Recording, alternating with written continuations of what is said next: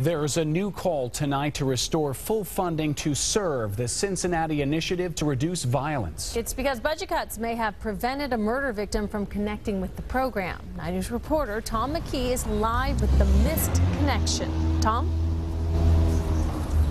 Well, Tanya, after Donnell Johnson finished a prison term for robbery, he went looking for the people who had visited him behind bars and urged him to change his lifestyle. However, when he went to the CIRV offices, the door was locked, the lights were out because budget cuts had reduced the staff of CIRV street volunteers from 16 down to 5. And of course, this begs the question, could Johnson's life have been saved if CIRV had been fully staffed and fully funded at that time?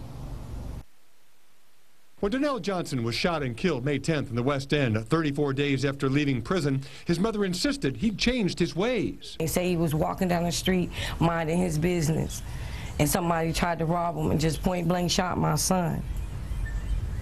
That's the crime, not his felonies.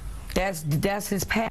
This was his future. The Reverend Peterson Mingo, a Walnut Hills pastor and CIRV volunteer, talked to Johnson about the program at the Lebanon Correctional Institution and came away with the same feeling. And he had shown his mother our business cards and told her that this time things were going to be different. However, when Johnson visited the CIRV offices, there was no reply. He tried the phone number on the card he'd gotten in prison. Our phones, the ones that we had before, the numbers that I had given him, those phones were off, so he had no way of connecting us.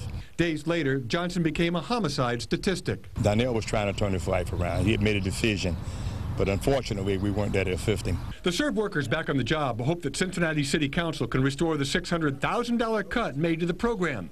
Council member Cecil Thomas is leading the effort. Law enforcement has already said they can't do it by themselves. They need the community.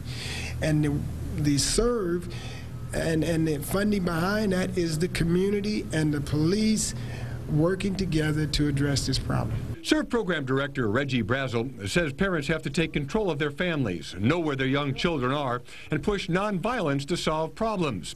Otherwise, he fears the homicide rate could go up. It'll be like Beirut. I mean, you'll see more bloodshed on these streets until the community stands up and says enough's enough.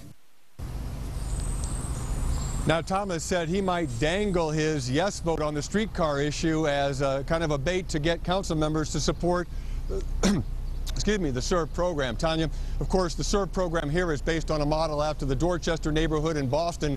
One note, the program was doing fine in Boston, the funding was cut, the homicide rates went back up, and the funding was restored fairly quickly. Maybe history will repeat itself. Maybe it will here. Thank you, Tom. You know, Tom's report is part of our ongoing series 10 Years Later, examining how Cincinnati has changed 10 years after the riots. You can see all those reports on WCPO.com.